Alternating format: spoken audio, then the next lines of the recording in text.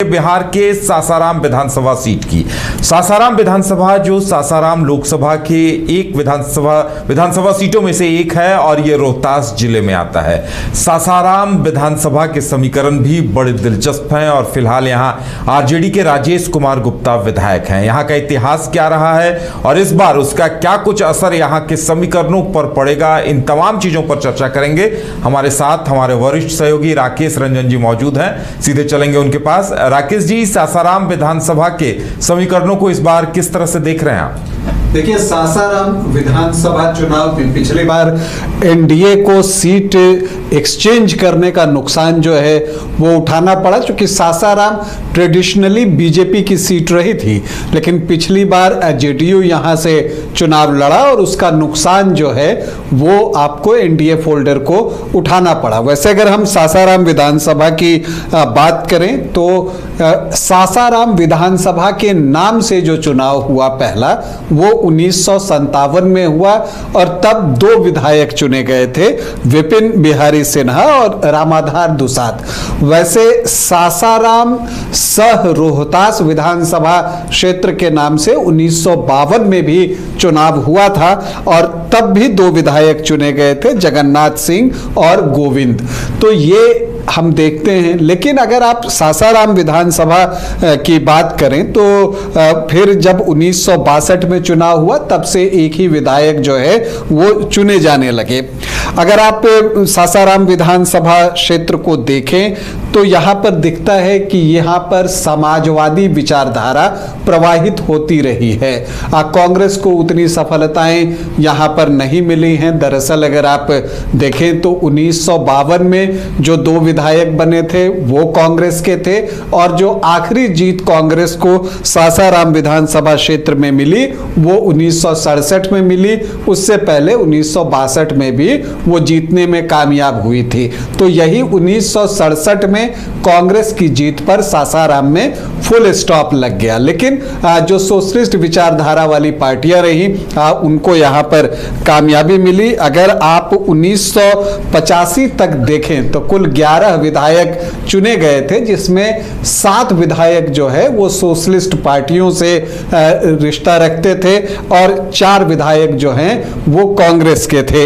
हालांकि 1990 से सासाराम में बीजेपी का प्रभाव जो है वो दिखने लगा और मुकाबला फिर बीजेपी वर्सेस सोशलिस्ट पार्टियों के बीच होने लगा। कांग्रेस का एग्जिट हो जाता है यहां से।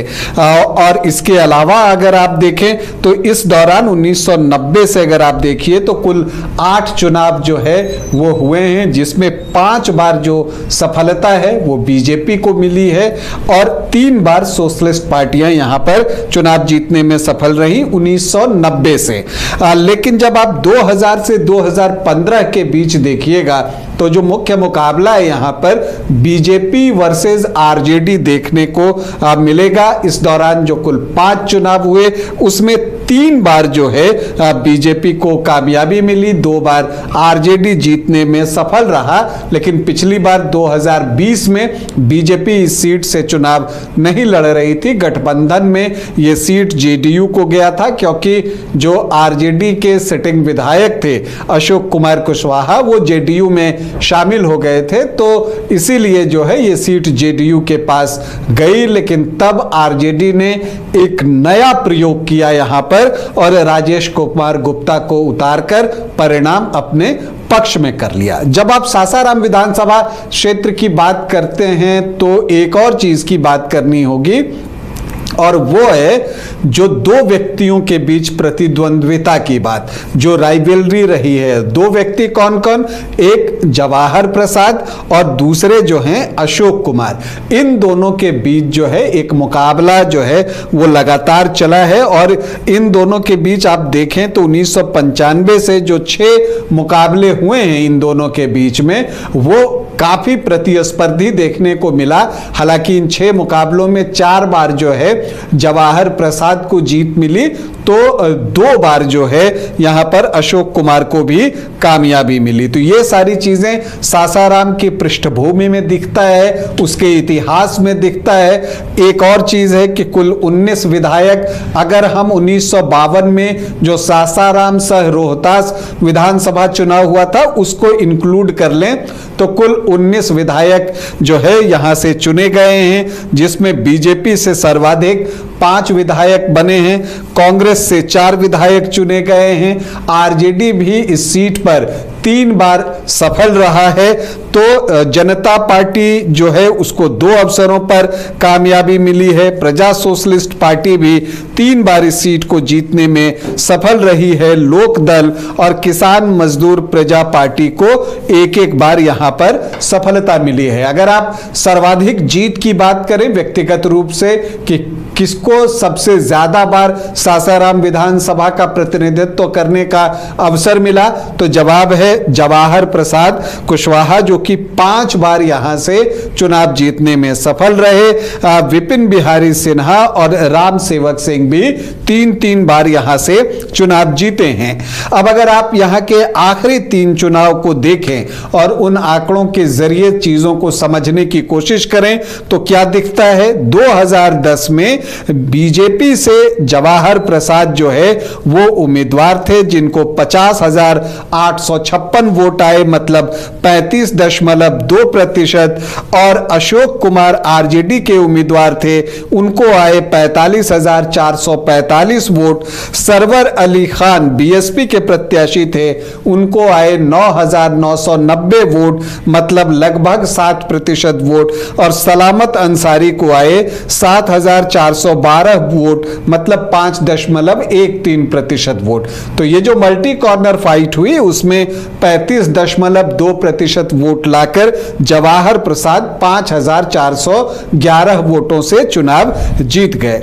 लेकिन 2015 में बिहार की राजनीति बदली, राजनीति ने एक करवट ली, महागठबंधन बना, जेडीयू जो है आरजेडी और कांग्रेस के साथ एक महागठबंधन में आ गया। और चूंकि इस सीट पर आरजेडी चुनाव लड़ता रहा था तो सीट शेयरिंग में महागठबंधन की ओर से यह सीट आरजेडी को ही लड़ने के लिए दी गई और यहां पर बीजेपी से एक बार फिर जवाहर प्रसाद उम्मीदवार बने। लेकिन तब आरजेडी के प्रत्याशी अशोक कुमार ने 82,766 वोट लाए, मतलब 47.56% वोट, और जवाहर प्रसाद को आए 63,154 वोट, मतलब 36.29% वोट, और कृष्ण कुमार सिंह निर्दलीय प्रत्याशी थे, उनको आए 9,247 वोट, मतलब 5.5% के आसपास वोट। तो इस बार वोटों का बंटवारा उस तरह से नहीं हुआ। यही वजह है कि 2010 से ज्यादा मत प्रतिशत लाकर भी जवाहर प्रसाद बीजेपी के 19,612 वोटों से अशोक कुमार से हार गए। तो लालटेन जला 2015 में, फिर 2020 आया, लेकिन इन सब के बीच अशोक कुमार जो है वो पाला बदल लेते हैं और वो जेडीयू में शामिल हो जाते हैं। सीट शेयरिंग में ये सीट जो है वो जेडीयू को दे दी जाती है। इससे जो है कुछ नाखुशी भी थी, लेकिन 2020 का जो एक ट्रेंड था कि जहां जहां जेडीयू वहां एलजेपी, तो यहां एलजेपी ने बीजेपी के वरिष्ठ नेता रामेश्वर प्रसाद चौरसिया को अपनी टिकट पर चुनावी मैदान में खड़ा कर दिया। तो एक ट्रायंगुलर फाइट हुई यहां पर, और इसमें आरजेडी ने एक एक्सपेरिमेंट किया कि यहां पर वैश्य वोटर को अपना कैंडिडेट बनाया, राजेश कुमार गुप्ता को। उधर एक दिलचस्प बात जो है कि अगर आप देखें तो यहां पर 1980 से 2015 तक सासाराम में सिर्फ कुशवाहा जाति के उम्मीदवार ही विजेता बनकर उभरे। और 1990 से ये स्थिति हो गई कि पहले स्थान पर और दूसरे स्थान पर, दोनों ही स्थान पर कुशवाहा जाति के ही उम्मीदवार हुआ करते थे। लेकिन 2020 में आरजेडी ने एक्सपेरिमेंट किया और वैश्य जाति से उम्मीदवार जो है वो उतार दिया, राजेश कुमार गुप्ता को। और इधर रामेश्वर प्रसाद चौरसिया थे ही, डेंट लगा जेडीयू के वोट में, क्योंकि बीजेपी माइंडेड कुछ वोट जो है वो रामेश्वर प्रसाद चौरसिया की तरफ भी चला गया। नतीजा ये हुआ कि राजेश कुमार गुप्ता को तो 83,303 वोट यानी 46.5% वोट आ गए, लेकिन अशोक कुमार कुशवाहा को सिर्फ 56,880 वोट मतलब 31.8% वोट ही आए। उनके हिस्से के लगभग 12% वोट रामेश्वर प्रसाद चौरसिया के पास गए और यहां पर राजेश कुमार गुप्ता को 26,423 वोटों की बड़ी जीत मिली। अब 2025 में क्या बड़ा चैलेंज है एनडीए के लिए। पूरे शाहाबाद इलाके में जो एनडीए है उसका प्रदर्शन पिछले विधानसभा चुनाव की बात कर लीजिए या इस लोकसभा चुनाव की बात कर लीजिए, उसके आशाओं के अनुरूप नहीं रहा है। तो यहां पर बीजेपी जेडीयू के लिए एक बड़ी चुनौती है कि वो कैसे महागठबंधन से पार पा सके, खास करके जब महागठबंधन में भाकपा माले भी शामिल हो गया है।